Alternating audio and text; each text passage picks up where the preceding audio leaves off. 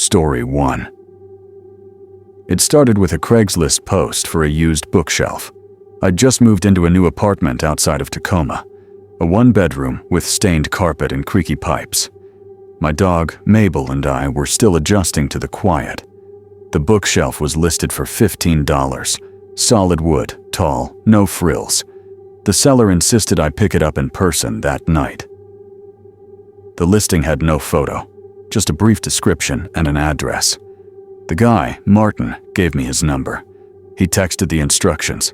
Come around back, the door by the shed. That should have been enough to turn me off, but I figured people are just weird. Mabel stayed in the car while I knocked. A single porch light buzzed overhead, casting a yellow cone into the damp night. No answer. I knocked again. Then the door creaked open. Not fully, just enough to see a shadow moving behind it. "You here for the shelf?" a voice asked.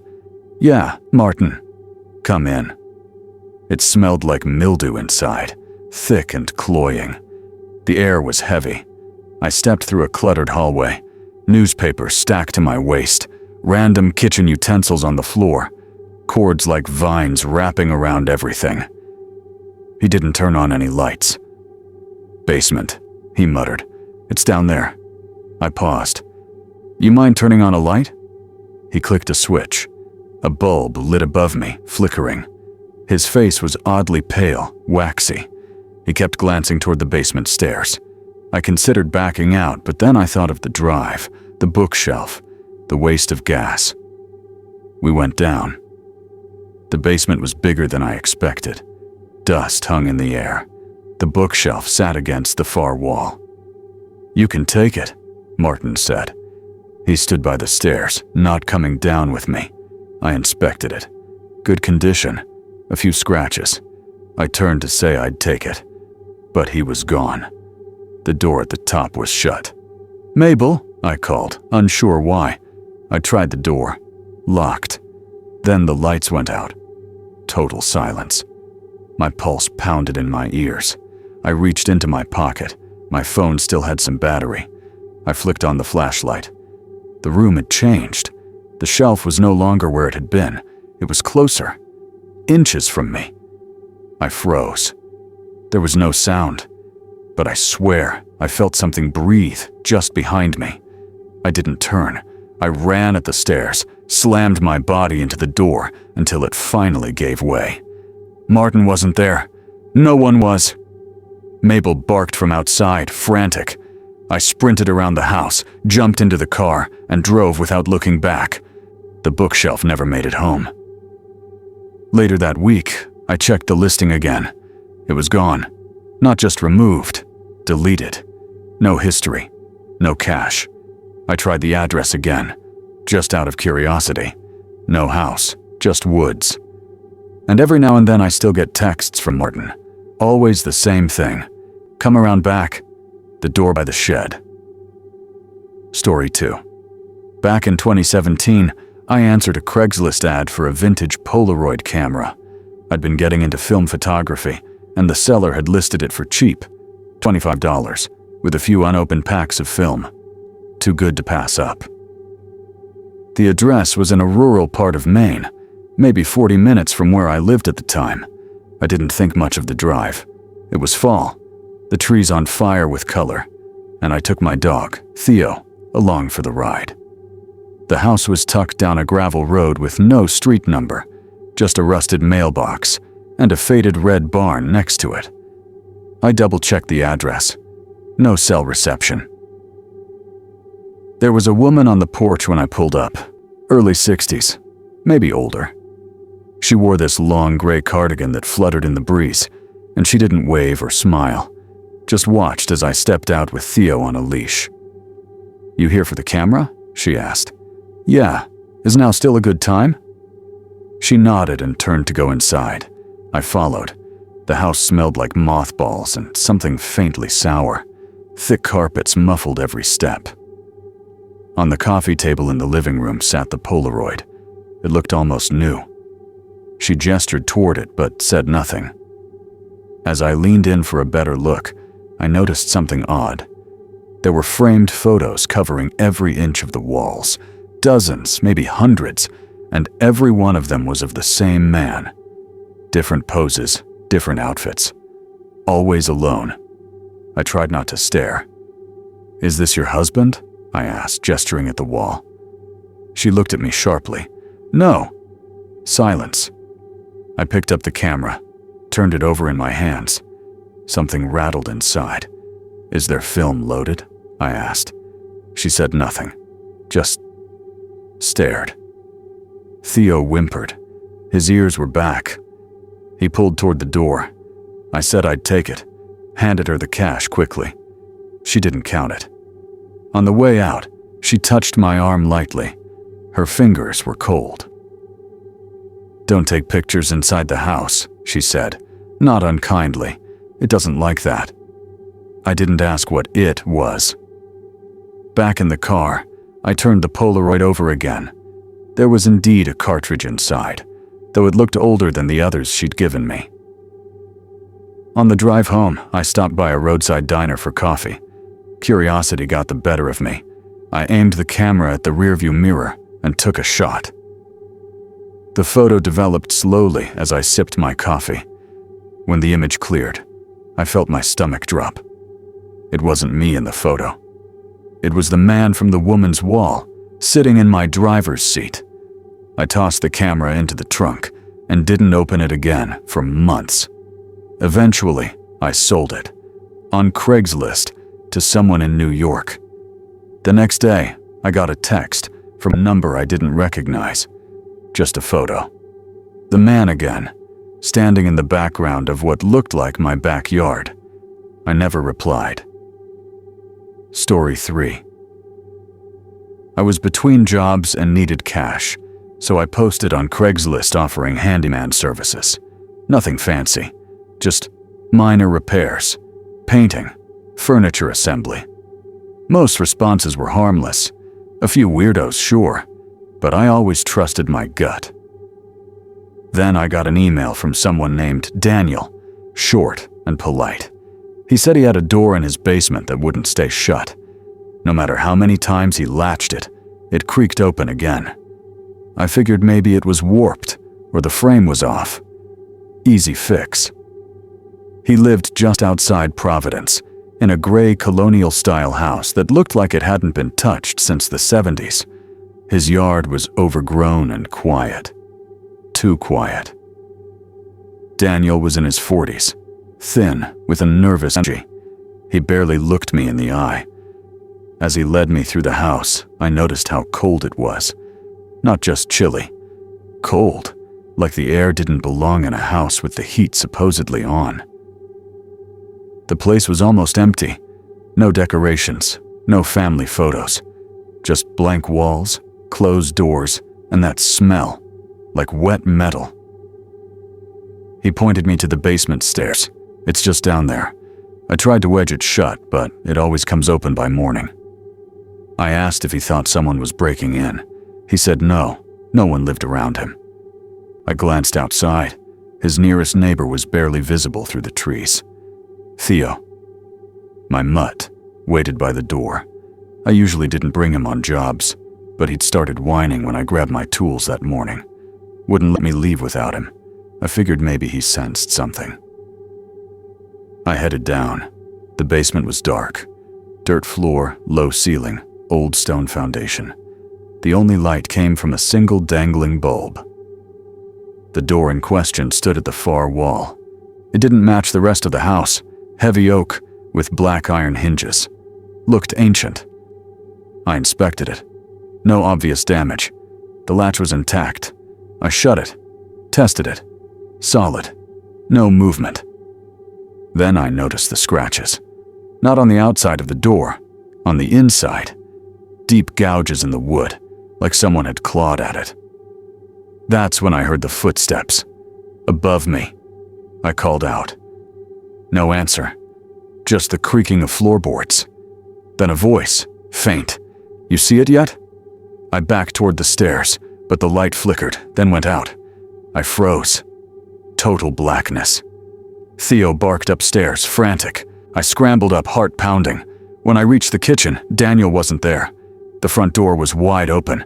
I ran to the car, Theo already waiting inside, whining like crazy. As I drove off, I glanced back at the house. Daniel was standing in the upstairs window, staring, not moving. I never billed him. Weeks later, I saw a news article. The house had burned down. No one injured. No cause determined. The photo they used stopped me cold. In the picture, the basement door was clearly visible among the debris, still shut, and someone had spray painted something across it. "Do not open, it still breathes." Story 4. I was trying to furnish my apartment on a budget, so Craigslist became my go-to. One night, I came across a post titled simply, "Free mirror must pick up tonight." The mirror was antique, about 5 feet tall, framed in tarnished brass with ornate vine designs curling up the sides. The post said it had belonged to the seller's grandmother, and they just wanted it gone. I replied, and a woman named Laura texted me back within minutes. She gave me an address in a suburb just outside of Milwaukee. She sounded normal. Friendly, even. I brought my friend Casey with me, just to be safe. She wasn't thrilled about going, but I didn't want to carry a mirror that size alone. The house was dark when we pulled up. Not abandoned, just still. There was a dim porch light on, and the front door was open a crack. We rang the bell. No answer. Then a voice called from inside. "It's in the front room. You can take it." Casey looked at me. "That's not weird to you?" I shrugged. Maybe she's old or something. We stepped inside. The place smelled like lavender and dust. There were plastic covers on the furniture and an old cuckoo clock ticking in the hall. The mirror leaned against the wall in the front room, wrapped in a dusty sheet. As I pulled the sheet off, I noticed something off. The reflection wasn't quite right, slightly delayed, like a glitch on an old webcam. "Do you see that?" I asked Casey. She frowned. "What, the lag?" We both stared. Then the reflection smiled, but neither of us had. I dropped the cloth and stumbled back. "Okay." "Nope." Casey moved closer. "It's just our eyes, right? Low light. Nerves." Then we heard footsteps upstairs. Slow. Measured. Casey whispered, "Wasn't Laura supposed to be down here?" We bolted for the door. As we reached it, a woman was suddenly standing in the hallway behind us. Mid-60s. Pale. Long gray braid. She just stood there, silent. I'm sorry," I stammered. "We thought—" She interrupted, voice flat. "I never posted anything. That mirror's been here since before I moved in." "But we talked to you. You texted." I pulled out my phone. No texts. No record of the post. Casey tugged my arm. "Let's go." We left without another word. Later that night, back at my place, Casey was unusually quiet. I figured she was shaken. We said goodnight. The next morning, she sent me a photo. No message, just a blurry image of her hallway mirror. There was someone standing behind her in the reflection. She lived alone. That was the last time I heard from her. She didn't show up to work. Her apartment was locked from the inside when police did a wellness check. But her bathroom mirror was shattered. Glass scattered like someone had punched it from within. No trace of her. Story 5. In 2019, I was renting a cramped studio above a garage in central Pennsylvania. I'd just gone through a breakup and was desperate for a sense of purpose. So when I saw a Craigslist gig offering $200 to digitize old home movies, I figured why not? The poster was someone named G. Anders. They said they'd recently inherited a box of high 8 tapes and needed someone with a camcorder and a laptop to convert them to digital. I replied.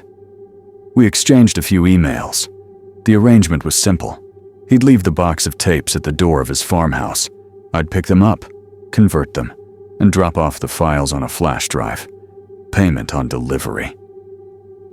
The farmhouse was out past Port Matilda, down a gravel road flanked by thick woods.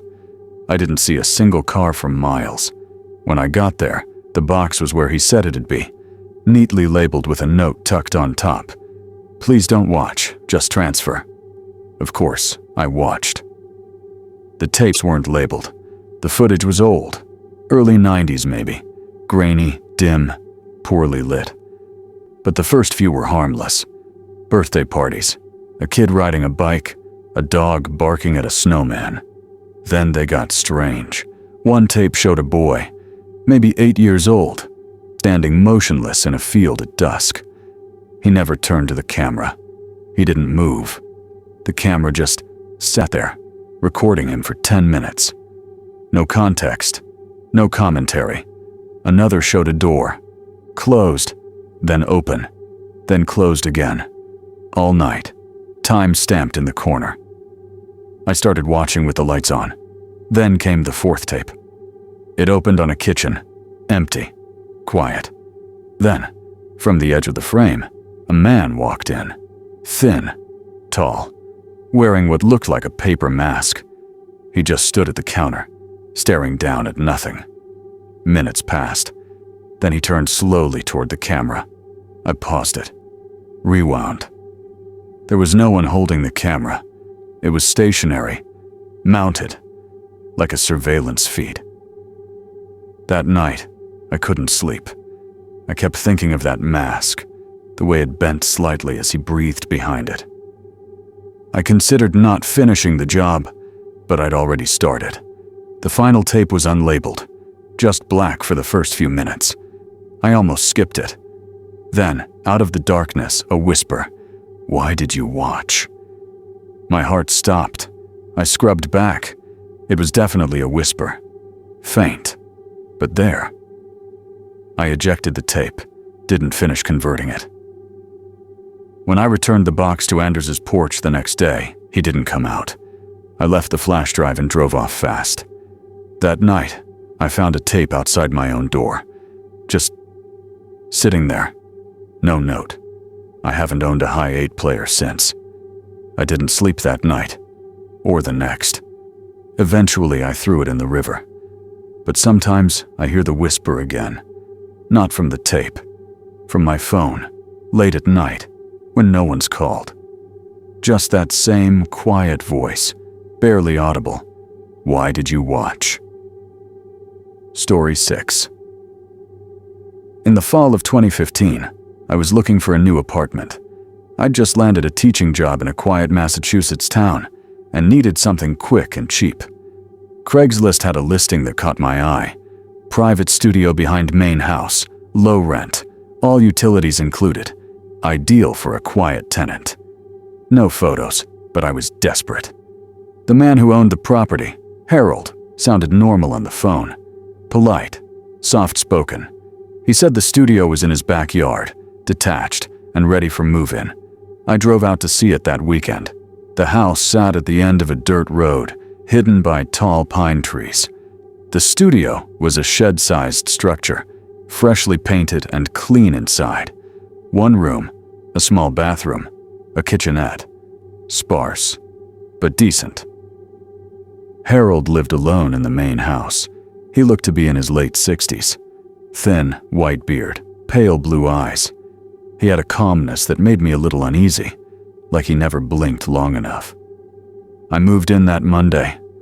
The first few days were quiet, peaceful even. I'd walk to the university in the morning and return at night to read or grade papers.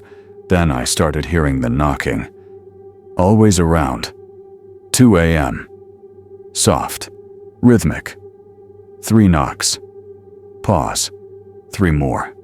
Always from the back wall, near the small closet I never used. The first time I thought maybe it was an animal. A raccoon maybe. The second time, I went outside with a flashlight. There was nothing. Just damp earth and silent trees. I asked Harold about it casually one morning. Probably just the wind, he said, sipping tea on his porch. Sounded more deliberate than that. He smiled. Too long. Old land. makes strange sounds sometimes. That night, I tried recording it. I set up my phone near the wall and went to bed. At exactly 2:06 a.m., the knocking started again. I froze in bed, holding my breath. But this time, it was followed by something else. A voice. Not words, just breathy syllables, like someone trying to speak underwater. I didn't move until the sun came up. The next day, I played back the audio. The knocks were clear. Then the voice, warped, distorted. I replayed it with headphones, and I could make out something. "Let me out." I packed a bag and walked straight to the main house. I didn't care if it made me look paranoid. Harold wasn't there. His car was gone. I left a note and drove to a motel in town. The next day when I came back, my studio was locked. My things were still inside, but the locks had been changed. No answer from Harold. No calls returned. I didn't press it. Weeks later, I saw a new Craigslist ad. Same phrasing, same rent. No photos, same address. I flagged it. Sometimes I still check the listing, just to see if someone else took it. And every now and then, in the silence between thoughts, I swear I hear it. 3 knocks. Pause. 3 more. Story 7. Back in 2012, I'd just moved to Seattle and didn't know many people. I was lonely, restless. One night, while browsing Craigslist for photography gear, I stumbled across a post that felt off.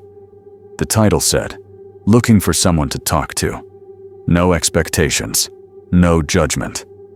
The body of the post was simple. "Sometimes I just need to hear a voice. Nothing creepy, nothing weird. Just talk to me. Please." There was no name, just an email and a phone number. I don't know what made me respond. Boredom, maybe.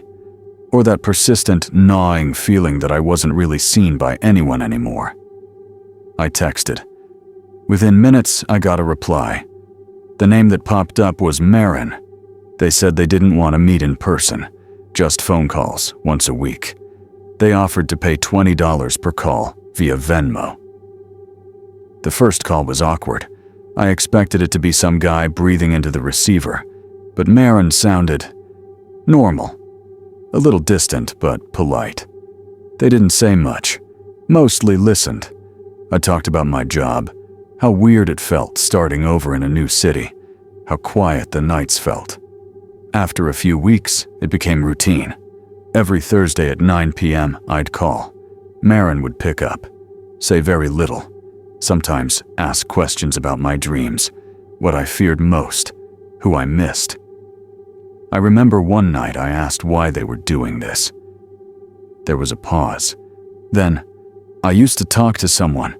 They're gone now. But their voice, it stayed. For a while. Then it started to fade. The line went quiet. Yours sounds close to theirs. It helps." Something about that unsettled me. A few days later, I got curious.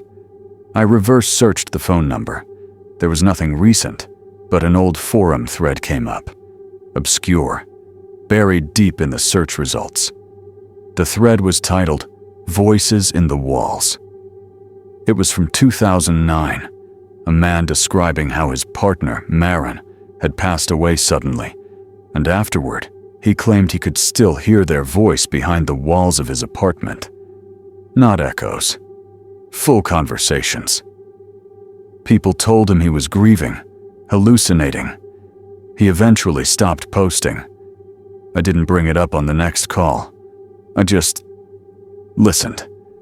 But things changed after that. One night, I forgot to call. I fell asleep early. When I woke up at 2:14 a.m., I had 4 missed calls, all from Marin. I called back, half asleep, apologetic. They answered immediately. But this time, they didn't sound like themselves. The voice was fragmented, like static chopped up with gasps. And what it said wasn't a sentence. It was a question I had asked them 2 weeks ago. The exact same words, tone, cadence, repeating back to me. Then the call ended. The next morning, the number was disconnected. Venmo payments stopped. I tried calling again the next week. Nothing. A few months later, I got a voicemail. Just breathing. And then, very faintly, so quiet it barely registered, my own voice, asking the question again. Story 8. It was the winter of 2020, during lockdown, when cabin fever was really starting to get to me. I was isolated in a small rental cabin in rural Vermont, just trying to ride everything out. I had no real friends in the area. The news was unbearable. So I spent a lot of time on Craigslist, browsing the free section. It felt like urban archaeology, seeing what people left behind when they gave up or moved on. One listing caught my eye. No photo, just the title. Take this if you want, but do not bring it back. The item? A small wooden rocking horse. The post said it had been in the family for years, and that it needed a new place to live. I emailed, half out of boredom. A guy named Elliot responded quickly. He didn't ask for money, just said to come pick it up from his porch. I made the drive out the next morning. The house was tucked into a wooded area, sagging under snow. Sure enough, the rocking horse was on the porch, tiny, hand-carved, with faded red paint and what looked like little brass eyes. No note. No one came out to greet me. I took it home, put it by the fireplace in my living room. It made the place feel less empty. That night, I kept hearing the faint sound of wood creaking, not floorboards, rhythmic, like weight shifting back and forth. I told myself it was just the house settling. But the next morning, the horse had moved. Not far, just rotated slightly, facing a different direction. I figured I must have bumped it. But by the third morning, it was in a different part of the room, still on the rug, but moved about 3 feet. I live alone. I tried chalking it up to sleepwalking or stress. But then I checked the security camera I'd installed outside my front door. Nothing came in or out all night. I emailed Elliot again. No response. I went back to the listing, but it was gone. That night, I locked the rocking horse in the bathroom, closed the door, even wedged a chair under the handle. In the middle of the night, I woke to a soft tapping. From the hallway, I got up. The bathroom door was wide open. The chair was untouched. The horse was gone. I found it in my bedroom, facing the bed. I didn't sleep after that. At dawn, I drove it back to the house where I got it, Elliot's place. Only, the house was empty, windows boarded, snow undisturbed, like no one had been there for years. I left the horse on the porch anyway and drove off. That night, just after sunset, there was a knock on my door. Soft, measured. When I opened it, there was nothing there, except the rocking horse, back on my porch, facing in.